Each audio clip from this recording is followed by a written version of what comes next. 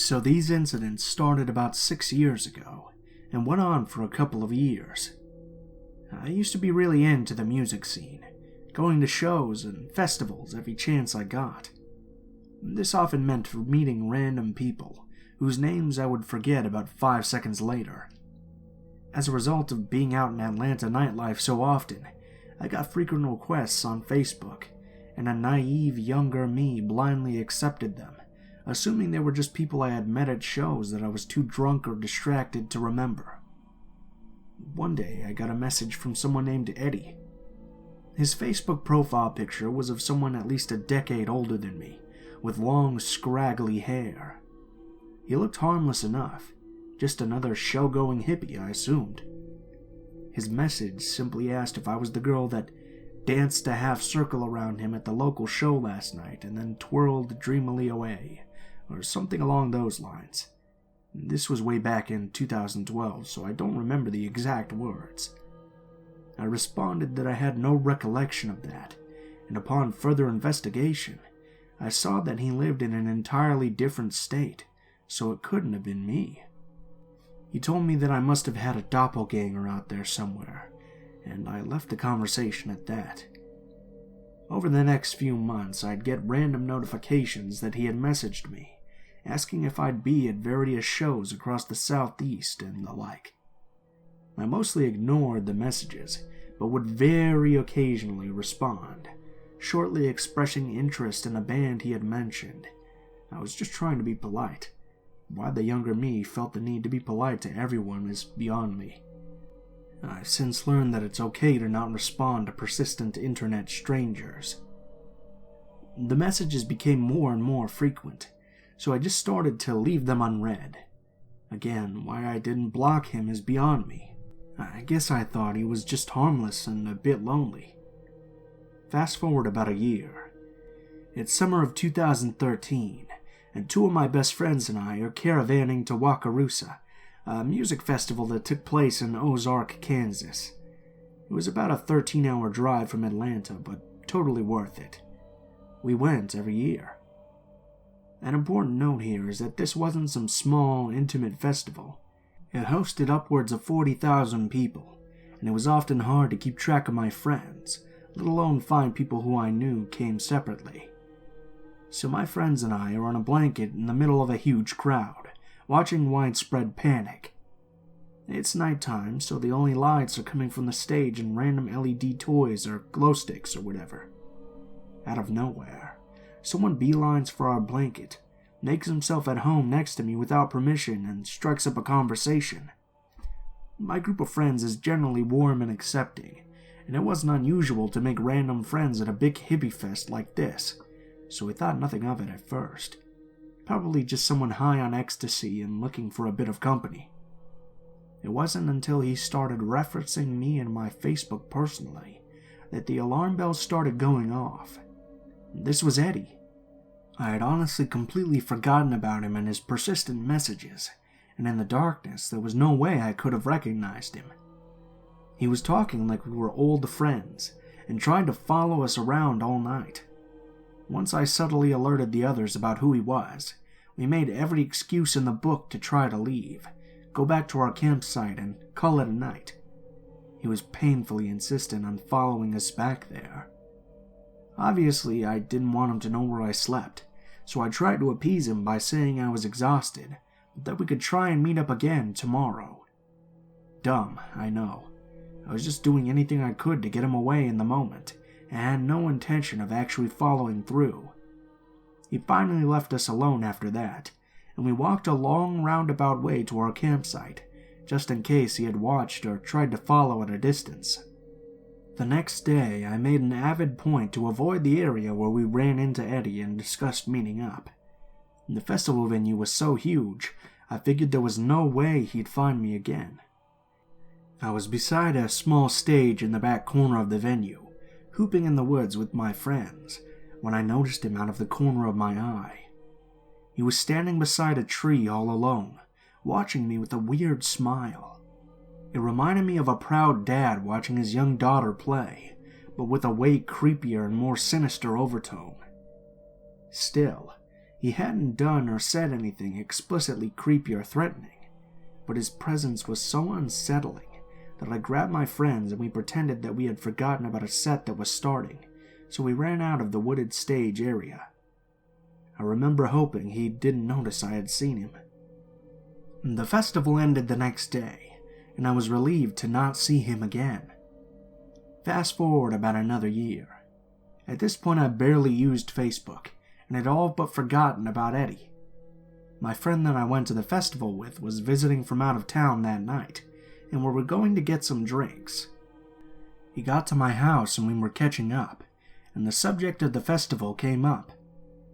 We started talking about Eddie, and how weird that whole situation was, but at this point it was less creepy and more of a strange memory. I told him Eddie used to message me all the time, but I had stopped opening them years ago. Naturally, my friend wanted to look through the messages, so I obliged.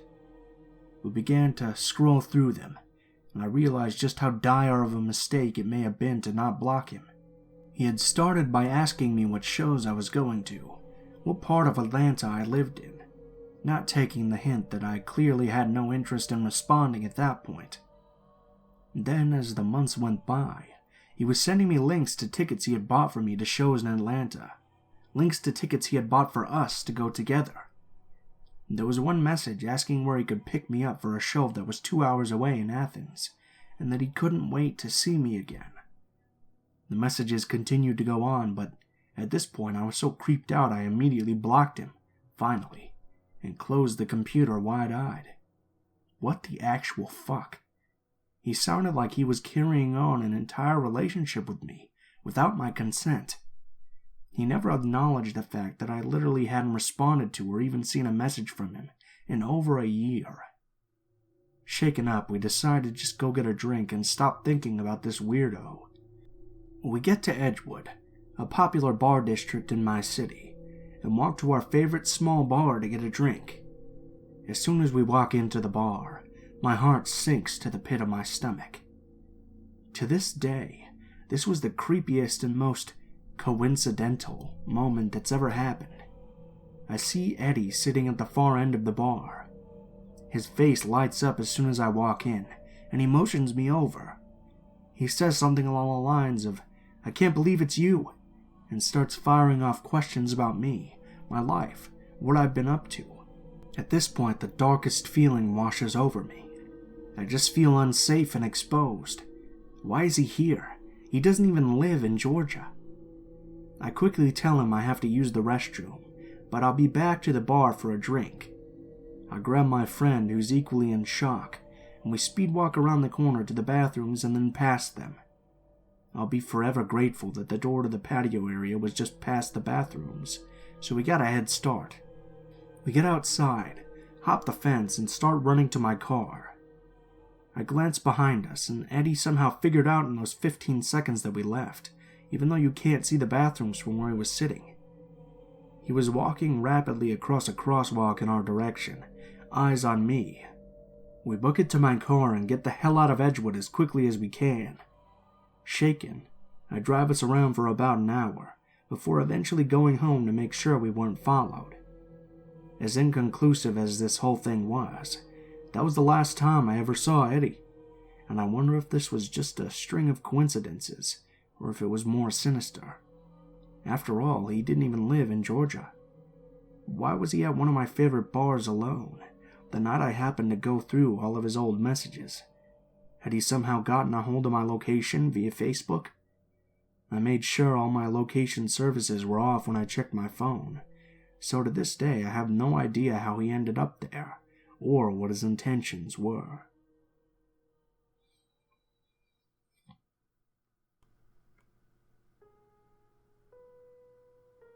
This happened when I was 11. I was living in the US at the time with my parents. We had bought a nice big house in a nice neighborhood, giant backyard and all. We'd been living at this particular house for about 6 months, so we'd well and truly settled into the place. I got my first dog and everything. As a kid, this was a real highlight in my life. One day when I came home from school, My mom took me aside as soon as I had arrived at home. She needed to tell me something, so she sat me down. Turns out, when my dad arrived home from work, he noticed one of our garden chairs had been taken from our back garden and brought around to one of the side windows at the front, which happened to be my parents' bedroom window. After checking it out, someone had removed about half of the ceiling that held the window in its frame. With the chair still at the scene, it was concluded that whoever it had been had gotten spooked, likely by my dad getting up in the middle of the night, and whoever it was had bolted. Pretty scary stuff, knowing that someone had tried to get into one of our windows. Not even an open or unlocked window at that. The motherfucker tried to take the actual window out. When it came to things like this, my mom had a great way of speaking to me like an adult without scaring me. So while I was cautious, I wasn't too worried. She ended up taking a few new hobbies, like meeting me off the bus and checking in on me in the middle of every night. I'm an only child and was a pretty independent kid, so this was a bit strange, but I understood her reasoning. We figured it was an attempt at petty theft, so we left it at that. Besides, what could happen, really? My dad was a pretty big dude, and I had this awesome new guard dog. I felt very safe. Over the course of the next few weeks, a few of our neighbors were broken into and burglarized, and amongst a few attempts at our house. So we had a thief on our hands. In that time, my dad stepped up home security. A few motion lights here and an extra lock there. About a week passed before it happened again. My mum could hear someone walking around outside on the side of the house, so she crept up and tried to sneak a look. She couldn't see anything, so she went around the house looking through each window. She knew someone was there, but she just couldn't catch a glimpse of him. This was the catalyst that started a month from hell. In order to keep this from getting too long, I'll summarize what happened up until the night we caught this prick. My mom became a wreck. She moved herself into the spare room at the front of the house so she could see out the bigger window and be nearer to my room. Sometimes she'd sleep in the living room because you could see both the living room and kitchen windows. She always had a golf club with her, lost sleep, and her work suffered. During this time, my dad wasn't exactly the hero we'd all expect. He's a dead heavy sleeper, and chalked it all up to my mom being paranoid. One evening, when she could hear the creep, she tried to wake him up, and he promptly went back to sleep. Great effort, Dad. By this point in my life, I had become a night owl. I'd stay up until late to watch Adult Swim and chill with my dog. One night at about 1:30 a.m., I was sitting in my room doing just that. Suddenly, Jeffrey had this deep, menacing rumble coming from him. He'd been with us for a while by this time, and I'd never heard anything quite like this. I asked him what was up, and he just carried on with this alien noise, staring dead center at one of my windows, as if he could see through the damn thing. The blinds were drawn, so I sat, silently freaking out, imagining what was on the other side of that wall, and how it was making my dog do this. Not 1 minute later, I heard my mom scream at the top of her lungs, and I quote, "What the fuck? Yeah, I've seen you now, fucker." Time pretty much stopped then and there. I don't know if it was my kid imagination, but I shit you not, in that moment, Jeffrey and I looked at each other, both mouth agape and frozen by what we heard. I don't really remember getting up and running through the hall to my living room, but I got there just in time to see my sweet little mum fly out that fucking door with her trusty golf club, chasing this motherfucker down like Usain Bolt chasing the gold. I've never seen her move so fast. By this time, my dad had decided to wake up enough to come through to take the reins and call the police. Jeff had bolted out the door after my mom, and at one point caught up with her before she stopped at the end of the street.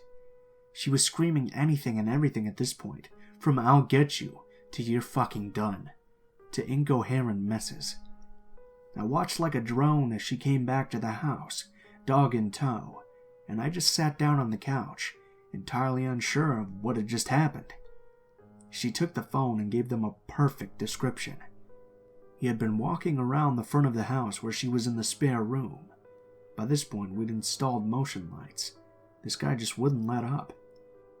Autumn was upon us, and leaves were falling, so she heard the crunch outside. She timed it perfectly to get a good look at the guy. After a month, she finally saw him past that window when she happened to be looking out, and his face was flooded with light from the new motion light situated by the window. Apparently, he heard her when she screamed, and paused like a deer caught in literal headlights. He looked dead straight into the window before taking off down the road. It took about 5 minutes for the police to arrive. A few cars had been dispatched, one of them to us and the rest out to the neighboring streets. 10 minutes later, one of them got a call to say they got him. Soon he was parked up on the street in a cruiser, so my mom could identify him, and sure enough, it was him. They grabbed him a few streets up from our house. This is the part that makes my stomach turn. Turns out he wasn't just the persistent klepto we had believed. I was standing by the front door when I heard through one of the officer's radios, "Insert name, registered sex offender." I was a bit naive at this point. I kind of got what that meant, but it wasn't until I was older and was talking to my mom about it that a few more details came about. Unbeknownst to me, my mom was very much aware of what had happened with this guy. Turns out he'd been convicted of raping a 12-year-old girl. I'm not sure how long he was in for, but at some point he managed to get out and moved into one of the houses a few streets over from us, coincidentally in viewpoint of where I'd get on and off the school bus. He was on parole, and so was promptly thrown back in jail immediately. This is where my knowledge of him ends, and I've never wanted to pursue knowing anything more. Even worse, one of our family friends that lived on the same street as him had received a letter to say he was registered and staying in our area. I shit you not, we were within a 3-minute walk from our house. We saw this woman so often, we still don't really get how or why she had never thought to bring it up. She had 2 kids herself.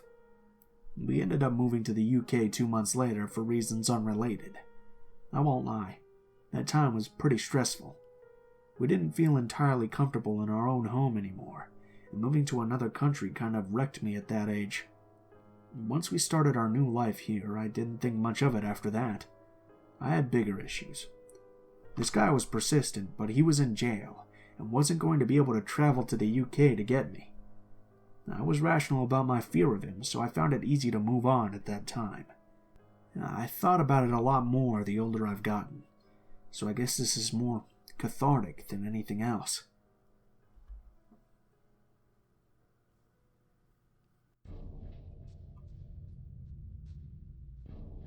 I wrote out this story back in 2015 when it happened, because I wanted to remember the details. It was genuinely scary when it occurred. For as long as I can remember, I'd been afraid of being watched by people in the woods or through the windows.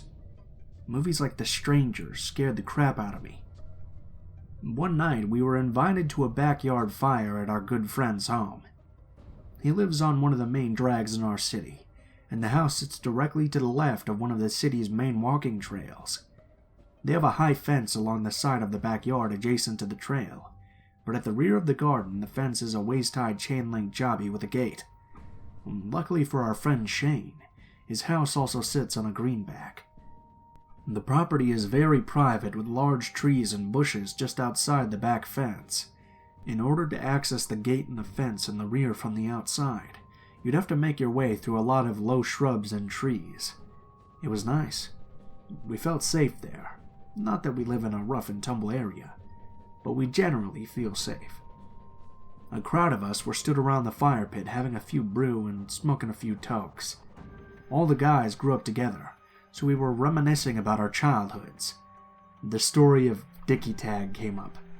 It's probably exactly what you think it is. Then again, maybe not. Young kids running around with their birds out, either tagging each other with their dickies or tagging each other's flailing wieners.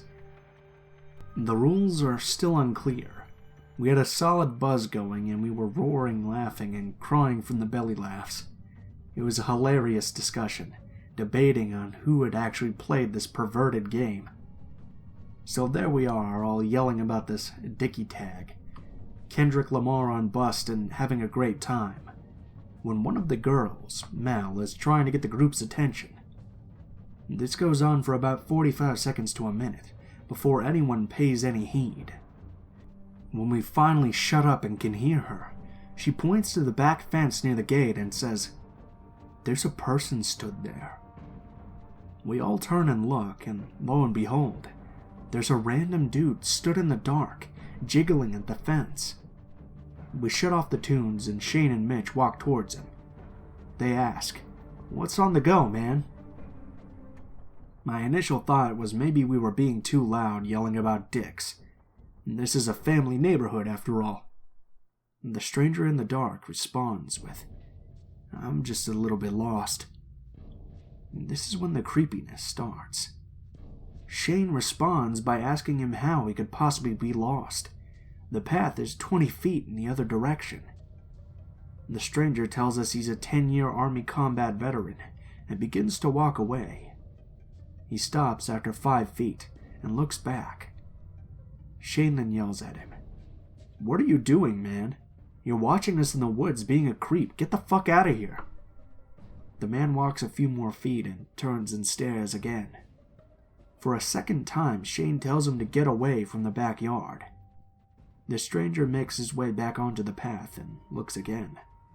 Shane and Mitch at this point both tell him to stop staring and get the hell out of here.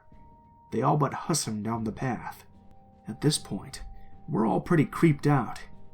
We have no idea how long this guy was stood there in the woods before Mel noticed him. The entire back of the house is woods, so we didn't know if the guy actually went on his way or if he looped back and was creeping around. The crowd is all having a discussion about what had transpired and beginning to relax again. The buddy was probably drunk anyways. We're known for our drink where I come from. About 15 minutes later, along the side of the garden that's adjacent to the trail, I noticed someone walking down the path. I thought this was odd based on what just happened, as well as the time of night. The person walks along and looks in on us, then stops and approaches the fence. I yell out above the conversation that someone is by the fence again, so all 6 of the men present walk over.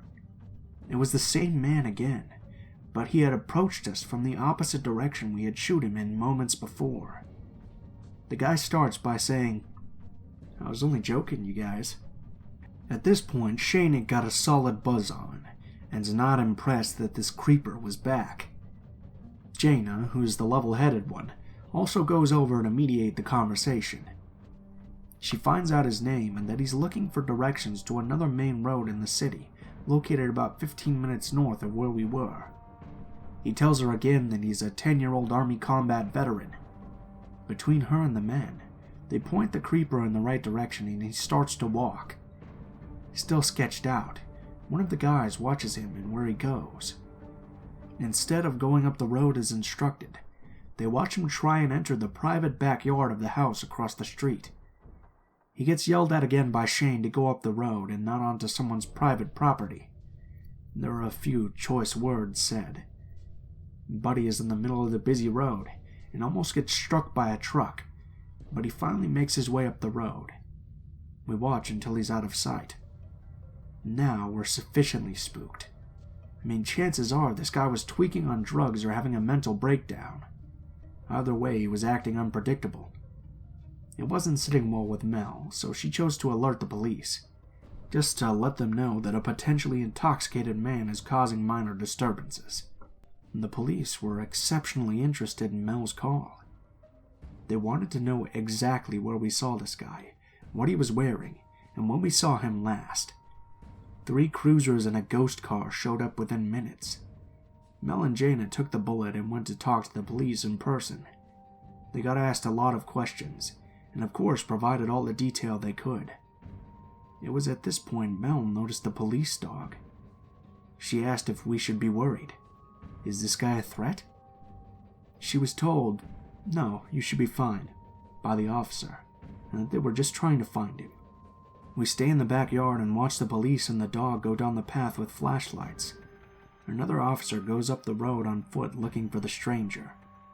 Eventually, the show dies down, and our crowd decides to Google the creeper's name and see if there's any news stories. The first hit is contact info for a person of the same name, who lives in the community the guys are from. The exact community we were laughing about talking about Dickie Tag. Kind of creepy. A total coincidence, but still spooky. The second hit is a story about a body that was found in the city's largest park about 5 years ago. There was no name in the story, but as we scrolled down to the comments, the creeper's name was there. He had written a comment on this story, and all it said was, "Rest in peace, Shane." We haven't seen anything in the news about what may have transpired with this man. I hope he's safe, and didn't hurt himself or anyone else. Either way, he scared the shit out of us, and gave us a great campfire tale for years to come.